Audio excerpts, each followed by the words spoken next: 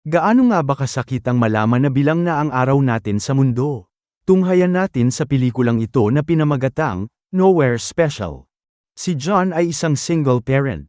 Nagtatrabaho siya bilang window cleaner. May isa siyang anak si Michael, 4 na taong gulang, na lagi lang nag-aabang sa bintana, at naghihintay sa pag-uwi niya. Bago matulog ay nagbabasa sila ng bedtime stories, at nagdadasal. Sinusulit ni John ang bawat oras na kasama ang anak.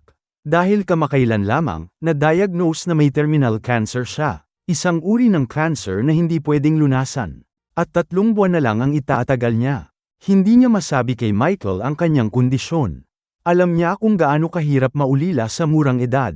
Ayaw niyang maranasan ito na tumira sa iba't ibang tao, at lumaki sa lansangan na gaya niya.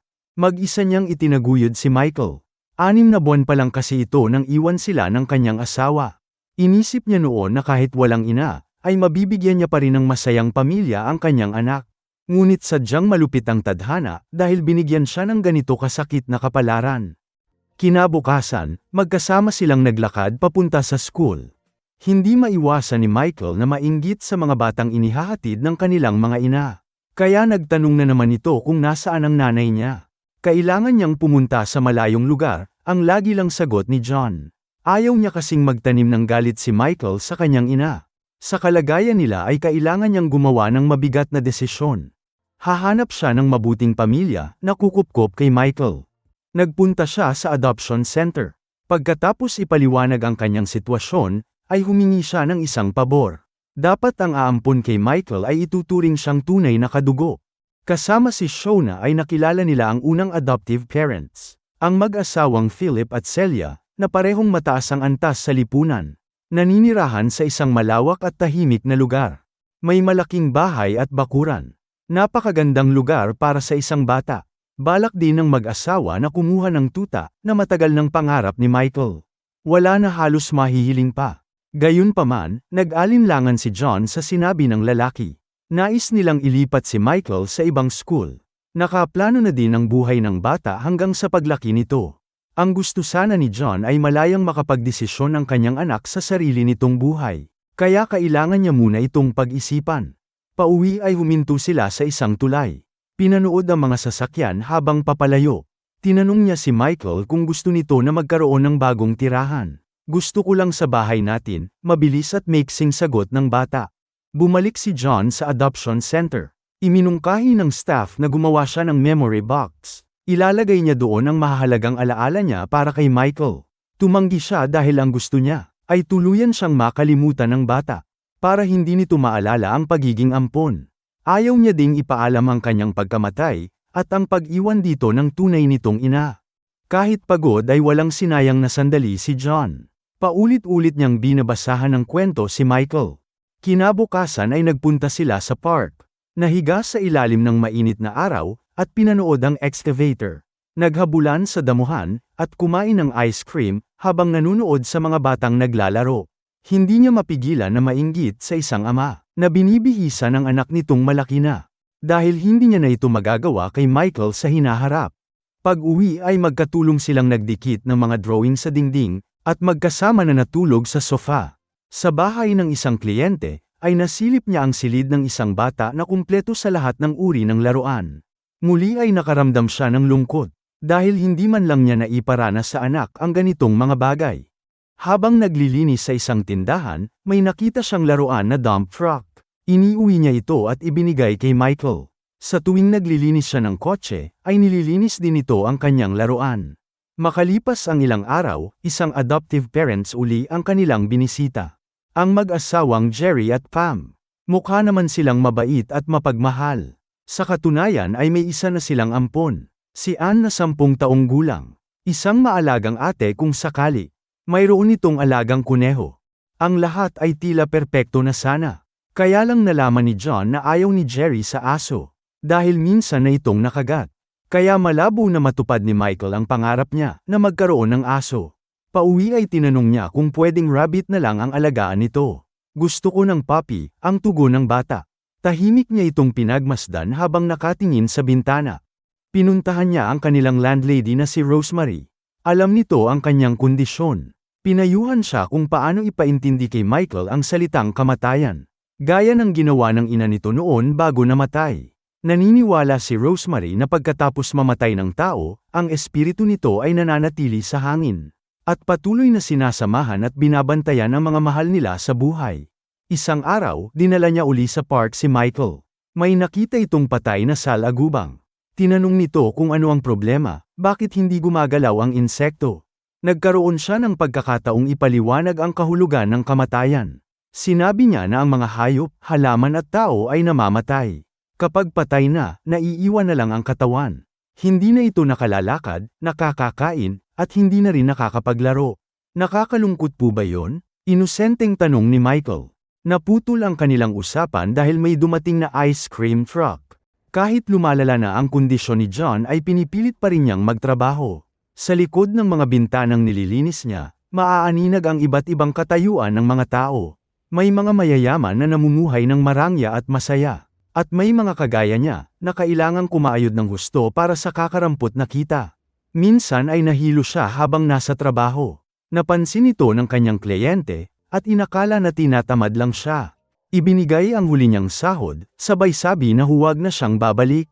Hinayaan niya na lang at hindi na siya nagpaliwanag. Dumiretso siya sa ospital. Habang pinagmamasdan ang ibang pasyente na nagdurusa sa sakit, ay mayroon siyang naisip. Bumalik siya sa bahay ng kliyente, bitbit ang isang tray ng itlog. Saka pinagbabato ang mga bintana ng bahay, na kanina lamang ay kanyang nilinis. Pati ang magandang sasakyan ay hindi niya pinalagpas. Ito ang naisip niyang paraan para gumanti. Habang umiiksi ang kanyang oras, ay mas madalas na rin ang pag-atake ng sakit. Palagi siyang pagod at nanghihina. Napansin ito ni Michael, kaya sinimulan siyang alagaan ng bata, sa simple nitong paraan. Sumunod na araw ay pinuntahan nila ang ikatlong adoptive family. Ang mag-asawang David at Sharon. May 6 silang batang pinapalaki. Ang iba ay sarili nilang anak, ang iba naman ay ampon. Sinigurado ng mag-asawa na patas ang pakikitungo nila sa lahat ng bata. May alaga rin silang aso na gustong-gusto ni Michael. Pero dahil sa laki ng kanilang pamilya, ay nakita ni John kung gaano kagulo ang mga bata. Mapapansin din na hindi komportable si Michael. Kaya sa ikatlong pagkakataon, tinanggihan niya ang pamilya. May limitasyon ang adoption center at may mga patakaran silang sinusunod. Hindi naman pwede na ibigay si Michael sa tunay nitong ina, dahil minsan na itong iniwan. Malaki ang posibilidad na iwanan uli ang bata. Kaya pinagdidesisyon na nila si John dahil nauubusan na sila ng oras. Ngayong araw ay ika-34 na kaarawan ni John. Isinama niya si Michael sa supermarket para bumili ng mga sangkap sa cake. Dito ay may nakilala silang isang buntis, na pinagtanungan nila sa gagamiting sangkap. Pinuri nito si Michael, sa pagkakaroon daw ng napakabuting ama. Pag-uwi ay gumawa siya ng simpleng cake. Nilagyan nila ng 34 na kandila. Pulang kandila lang ang gusto ni Michael. Simbolo ito ng pagmamahal, pag-asa at lakas. Binigyan siya ng isa pang kandila, para daw sa ika-35 taon niyang kaarawan. Umaasa ang bata na magkasama pa sila sa susunod na taon. Pero alam ni John na ito na ang huli niyang kaarawan. Makalipas ang ilang araw, isang adoptive parent uli ang pinuntahan nila. Si Ella na isang diborsyada. Sa edad na 16 na taon ay nabuntis siya at nagkaroon ng anak. Kaya lang ipinaampon ng mga magulang niya ang sanggol. Wala siyang nagawa noon dahil bata pa siya. Ni hindi man lang niya nalaman kung kanino napunta ang kanyang anak. Nagkaroon siya ng asawa. Pero nalaman nila na hindi na siya pwedeng magbuntis, kaya iniwan din siya nito. Gusto niyang magampon dahil pangarap niya talaga ang magkaanak. Kaso lang hindi siya napipili dahil sa pagiging single niya. Dama ni John ang katapatan ng babae. Magkapareho rin sila ng pananaw sa buhay. Na pwedeng maging masaya ang isang pamilya kahit hindi ito kumpleto. Nakita niya din kung gaano ka at home si Michael doon. Nagustuhan niya si Ella pero hindi pa siya makapagdesisyon. Alam niya kasi kung gaano kahirap sa isang single parent ang magpalaki ng anak. Sa daan ay nakita niya ang isang bata na naglalakad mag-isa. Naisip niya na magiging ganoon din si Michael, kapag kay Ella niya ito ibibigay. Muli ay pumunta siya kay Rosemary para humingi ng payo. Hindi niya alam kung tama ba ang ginagawa niya. Pinuri siya nito sa ipinapakita niyang katapangan. Dahil hindi madali na ipamigay ang isang anak. Pero siniguro ng matanda na ipagmamalaki siya ni Michael balang araw. Habang lumalala ang karamdaman ni John, ay nahihirapan na siyang umakyat sa hagdan. Hindi niya na kaya ang magtrabaho. Madalas siyang nakahiga na lang at nagpapahinga. Parang naiintindihan ni Michael ang kalagayan niya, kaya lalong bumibigat ang kanyang loob. Isa na namang adoptive parents ang kanilang binisita. Ang mayaman na mag-asawang si Lorraine at Trevor. Hindi sa wala silang kakayahang magkaanak. Ayaw lang talaga ni Lorraine na magbuntis. Sa takbo ng buong usapan, ang babae lang ang nagsasalita at si Trevor ay tagatango lang. Ibinigay nito kay Michael ang laruan na rabbit. At nagpatuloy sila sa usapan. Lumalabas na mag-aampon lang ang dalawa dahil may kakayahan silang gawin ito. At para magkaroon din ng palamuti ang malaki nilang bahay. Napakapalad daw ni John kung si Michael ang aampunin nila. Isinama siya ni Trevor sa isang silid, at ipinakita ang napakaganda nitong gawa, na tiyak magugustuhan ni Michael. Kaya lang sa kayabangan na ipinakita ng mag-asawa, ay nag-alinlangan si John. Bago sila umalis, ipinabalik pa ng mag-asawa ang rabbit na ibinigay kay Michael. Walang nagawa ang bata kundi isauli ito. Kinausap niya si Shona at naglabas ng sama ng loob. Bakit hinahayaan ng adoption center na makapasa ang ganoon ka makasariling mag-asawa? Napakahirap ng desisyong ito para sa kanya. Kaya gusto niyang siguraduhin na mapupunta sa mabuting kamay si Michael. Naiintindihan naman siya ni Shona. Kaya nga kahit lumalabag na sila sa mga patakaran, ay sinisikap pa rin siyang tulungan ng babae.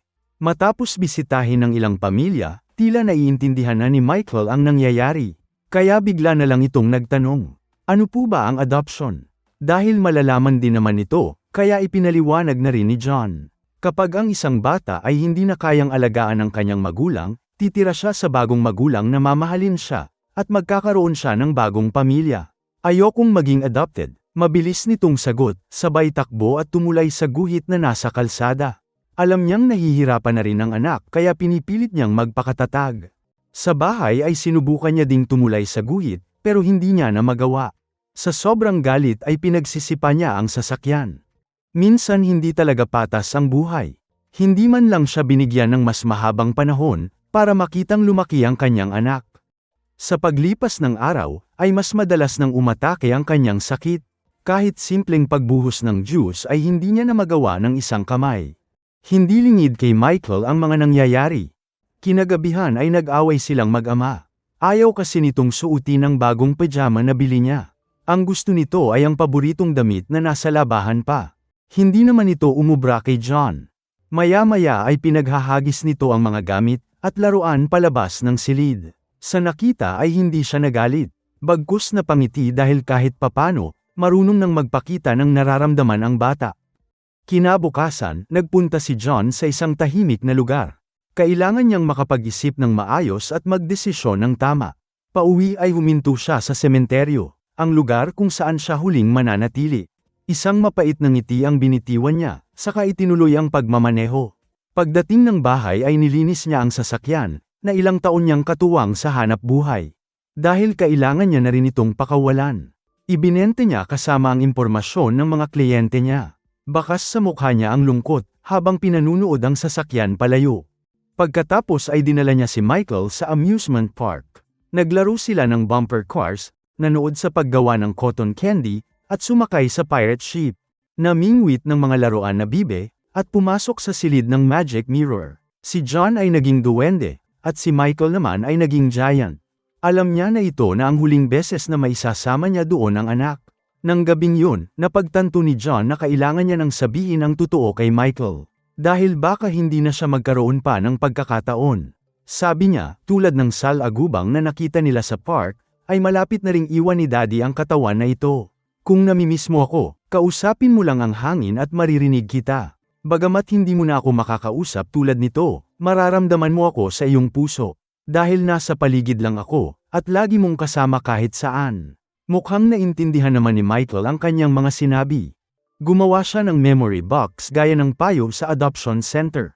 Sumulat siya ng 15 liham. Isa bawat taon hanggang si Michael ay mag-18 years old.